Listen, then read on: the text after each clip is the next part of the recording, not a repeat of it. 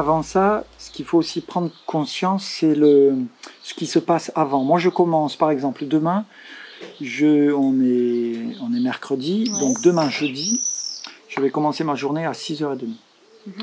À 6h30, je vais arriver au fournil et je vais commencer le pétrissage. Pour utiliser mon pétrissage, à 6h30 le jeudi, il me faut du levain. Par exemple, je dis n'importe quoi, je vais faire du pain bis, du pain classique, on va dire. Je vais mettre 10 kg de... Là, je dis pas n'importe quoi, j'essaye de dire des choses un peu cohérentes. Pour une fois, 10 kg de farine. Et il va me falloir 3 kg de levain. Donc, supposons que demain, voilà, ma recette, c'est à peu près ça. Demain jeudi, je vais mélanger 10 kg de farine bis, 7 litres d'eau, 180 g de sel, et il me faut 3 kg de levain. Donc demain matin à 6h30, il me faudra 3 kg de levain, mais il me faudra du levain qui est bien fermenté, ni trop peu, ni trop. Et donc la question, c'est mais comment je fais pour qu'à 6h30, j'ai du levain qui est fermenté, ni trop peu, ni trop peu, ni trop. C'est-à-dire environ combien de temps déjà de fermentation, ni trop peu, ni trop? Ça correspond à quel... Alors moi je vais répondre pour moi, mais tout est possible. D'accord. Il n'y a pas de mauvaise, ça peut être 2 heures, 6 heures, 8 heures, 12 heures. Et c'est là où ça rend fou. De te dire, mais moi, dis-moi, réponds à ma question. Il faut quoi, c'est quoi, ni trop peu, ni trop? Ben, j'en sais rien. D'accord. Et c'est là où il faut s'adapter, en fait, à son quoi? Ce que je disais à la boulangère, puisqu'elle a passé le CRP elle aussi, c'est en fait au début on veut faire pour le mieux, on fait pour le mieux, et puis au début moi je faisais des rafraîchis, je me levais à 3h du matin pour donner à manger à mon levain, et pour qu'à 6h30 mon levain est bien fermenté. Sauf qu'au bout d'1 an, je me suis dit mais moi je peux plus me lever à 3h et puis me recoucher, je vais faire autrement. Du coup on décale, après j'ai utilisé les frigos, j'ai mis mon levain en frigo. Il me faut 3 kg de levain. Donc je vais mettre, à peu près, je mets 1% la veille de cette pâte là, de ces 3 kg de levain. Je vais mettre 1% de la pâte, donc c'est 30 grammes. Et après, pour avoir 3 kg, je vais mettre 2 kg de farine à peu près et 1 litre d'eau. D'accord. Je vais mettre 2 kg de farine, 1 litre d'eau et très très peu de levain. D'accord.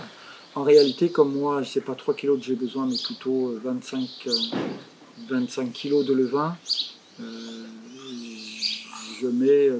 Enfin voilà, mais l'idée c'est de mettre 1% de levain qui va ensemencer beaucoup de pâte. Donc à chaque fois qu'on refait le levain, on a toujours une partie du levain précédent.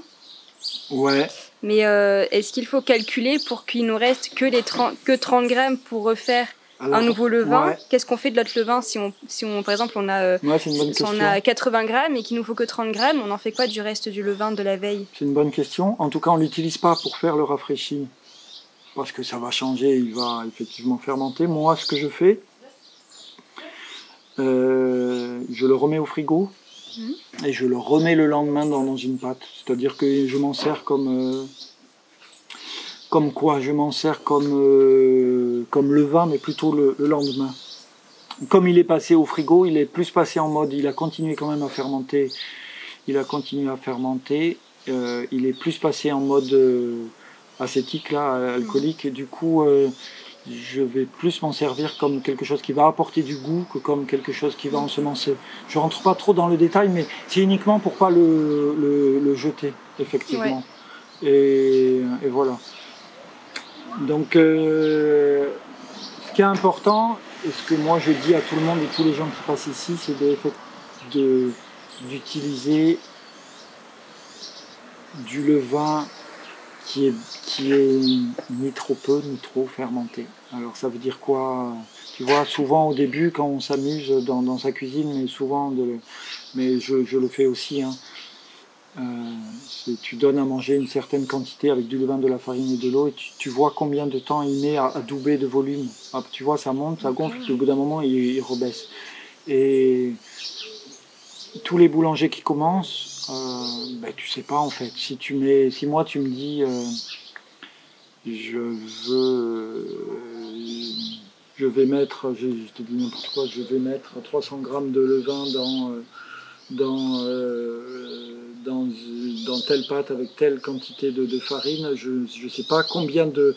Il faut bien une phase d'observation, exactement. Ouais. Et chaque fois que je change, je suis, tu vois, il n'y a pas de règle.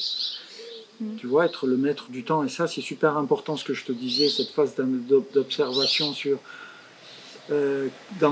savoir combien de temps il faut aux levures, aux bactéries, à quel moment il va falloir enfourner.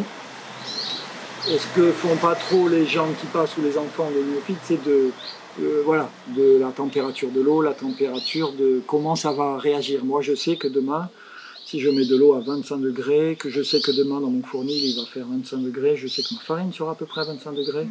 Je sais que donc en mettant, je te dis pas n'importe quoi, en mettant 300 grammes de levain par kilo de farine, je sais que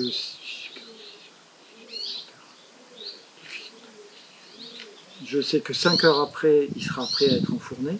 C'est-à-dire que si j'ai une pâte, en gros, voilà, c'est ça. Je sais par expérience, mais ça marche que ici, enfin ça marche que ici, d'autres, je sais par expérience que si j'ai une pâte en mélangeant les ingrédients, ma farine, mon eau, mon sel, mon levain, et si j'ai une pâte à 26 degrés, et pour avoir une pâte à 26 degrés, je sais par expérience qu'il faut que je mette de l'eau à 25 degrés. Comme il fait très chaud demain, et que je sais qu'il fera très chaud demain, et que le plus compliqué pour les boulangers, c'est quand il fait chaud un jour, il fait froid l'autre jour, là ça perturbe tout, et on sait, même moi, dans le sens de j'ai un peu d'expérience, et je me fais avoir quand ça va. Donc, dans l'observation, je sais que avec ces quantités-là, c'est-à-dire 16%, 15% de levain par rapport à la pâte totale, une température de pâte à peu près de 26 degrés, la fermentation avec mon levain va se faire en 5 heures. C'est-à-dire qu'en 5 heures, le pain va avoir pris assez de volume, on dit qu'il a assez de force, et il lui en reste un peu, on peut l'enfourner.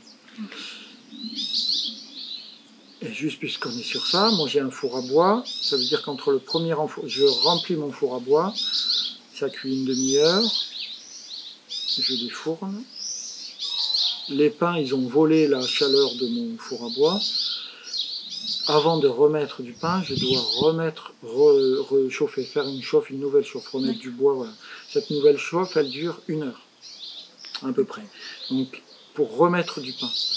Donc, en fait, entre mon premier enfournement et mon deuxième enfournement, il y a 1 heure de mon premier enfournement, c'est-à-dire j'ai enfourné et défourné, ça c'est déjà 1 heure, et j'ai 1 heure de chauffe, tu vois. Donc en fait, moi je commence à enfourner, mon premier enfournement, il est à 11h30, mon deuxième enfournement il est à 13h30, il est 2 heures après. Je vais pétrir une pâte que je vais enfourner 5 heures après, à 11h30, et je vais pétrir une autre pâte que je vais enfourner 7 heures après. Et la différence entre ces deux pétrissages, ça va être la quantité du levain et la température de la pâte. C'est-à-dire, c'est ce que je te disais tout à l'heure, c'est les levures, il faut vraiment le voir, plus elles sont au chaud et plus elles sont au chaud et plus il y en a, plus ça va fermenter vite et plus elles vont manger le sucre de la farine. Et moins il y en a et plus elles sont au froid et plus la fermentation va être tranquille. Donc je joue avec ces deux facteurs. Si tu me dis combien une règle précise, tout ça, je peux te dire, j'en sais rien. Au début, j'en sais rien. Je peux te dire, moi, ce qui marche avec ces farines, aujourd'hui, avec ce temps-ci, blablabla, je peux te dire, mais après, ce que je fais maintenant, ça va pas être ce que je vais faire dans 1 mois ou dans 2 mois. Il y a vraiment, tu vois, en même temps, c'est précis pour moi, mais en même temps, c'est tellement pas... Et c'est pour ça que moi, j'ai rien à cacher, dans le sens où c'est pas reproductible par les machines, tu vois, dans ce truc de... Sauf si tu mets un peu de levure. Si tu mets un peu de levure, effectivement, tu vas avoir ce goût, et c'est ce que font beaucoup, tu vas avoir une fermentation au levain, mais quand même une certaine sécurité, Pour la première fermentation, le premier enfournement, on va dire sur des temps de 5 heures, moi j'ai des levains, j'ai 300 grammes de levain par kilo de farine, et j'ai des températures de pâte à 26 degrés. Voilà, et après, pour être sur des fermentations de 7 heures, j'ai plutôt des températures de pâte à 23 degrés, donc tu vois c'est peu, c'est juste un peu plus froid, et du levain, on est à 10, 15, on est plutôt à la moitié, c'est-à-dire à 150 grammes par kilo de farine. Tu vois, tout à l'heure, j'espère que j'ai dit ça souvent, on se trompe les boulangers, on part en kilos de farine. Donc première fermentation de 5 heures, 300 grammes par kilo de farine.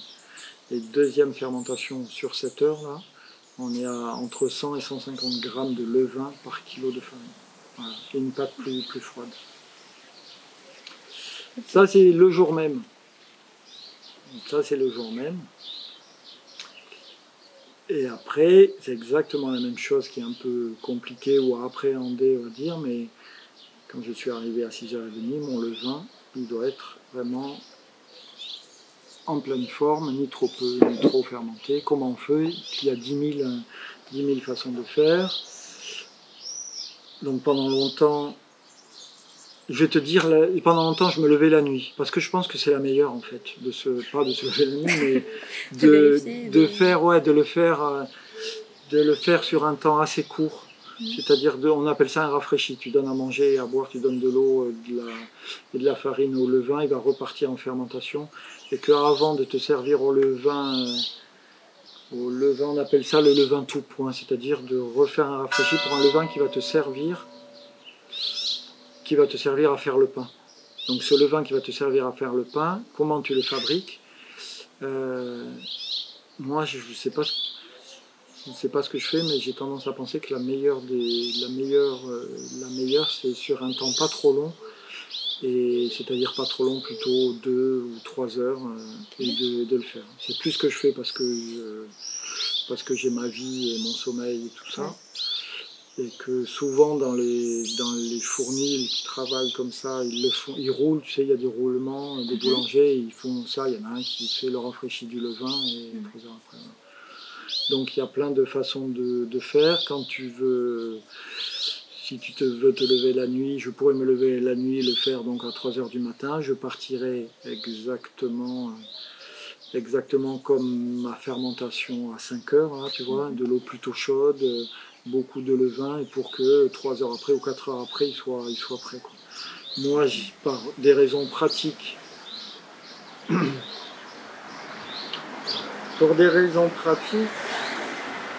à un moment, je me suis dit, même dans l'ordre, historiquement, je me suis dit, je fais plus ça, je vais utiliser le frigo, c'est-à-dire que je vais le faire la veille, donc l'après-midi. Je vais faire un mélange, un rafraîchi, donc du levain, de la farine et de l'eau. Je le laisse, je commence à le laisser fermenter 1 heure ou 2, et après je le mets au froid, c'est-à-dire dans mon frigo qui est à 7 degrés, voilà, pour dire qu'il se calme, exactement. Okay. Il ralentit, mais il ne se calme pas. Donc en fait, c'était de gérer ça aussi, se dire les levures vont s'activer, se dédoubler, les bactéries, enfin bref, lactique, tout ça se partent en fermentation, et au bout de 2 heures, le dire bon ok, vous vous calmez, vous continuez, mais ça passe. Donc j'ai fait ça pendant longtemps, et en discutant avec d'autres boulangers, ils me sont dit mais le levain, moi j'aime pas trop quand il sort du frigo parce qu'il est trop, c'est comme si c'était un peu raffermi ou un peu, comment on dit, pas concentré, mais quand on a froid, là, ouais. Du coup il est moins extensible, il est moins élastique, il sent moins bon, il a une petite, tu vois. Est-ce que du coup vous l'enfournez dès la sortie du frigo ou... Alors oui, je l'utilise, tu veux dire, là c'est pas enfourné. Et vous l'utilisez, hein. Pardon, dès la sortie du frigo. Et ouais, parce que le but, oui, alors oui, tu aurais pu aussi, oui, on peut effectivement. Tout est possible, hein. Maintenant ouais. Je fais plus ça, hein. Ouais. Mais effectivement, oui, j'aurais pu le mettre au frigo et le sortir avant pour sortir avant, exactement, et le remettre en température. Ouais. Ouais. L'idée, alors pour moi, c'était de se dire j'arrive à 6h30 du matin et je commence direct ma journée, quoi. Mais effectivement, il y a cette possibilité qui est tout à fait. Et idéalement, c'est de le sortir du frigo et de voir à quel moment il est prêt. Donc moi, je faisais tout pour qu'il soit arrivé à terme à terme en le sortant du frigo, quoi. C'est-à-dire il a passé un nombre d'heures assez défini quand même dans le frigo, hein, ça changeait pas. Et le frigo, l'intérêt c'est évidemment qu'il est toujours à température constante et qu'on peut on peut se référer à ça, c'est-à-dire que ce soit l'hiver ou l'été, le frigo il est à peu près, et c'est plutôt facile en discutant donc avec d'autres, en se disant mais c'est mieux de ne pas le faire passer au frigo. Et donc je me suis dit oui, ok, je vais faire des essais et je vais essayer de ne plus utiliser le frigo. Du coup, je faisais mon dernier rafraîchi la veille, plutôt le plus tard possible avant de quitter. Là, c'est ce que je vais faire à 20h, ce que je fais à 20h la veille. Et là, avec toute petite proportion. Donc là, c'est 1% de levain par rapport à la quantité totale de la pâte. Contrairement à, pour mon pain, c'est même pas 1%, c'est presque 0,5% même, tu vois, c'est même pas 1%. Alors que dans le pain, c'est, pour ma première fournée, là, à 5 heures de fermentation, c'est 16%.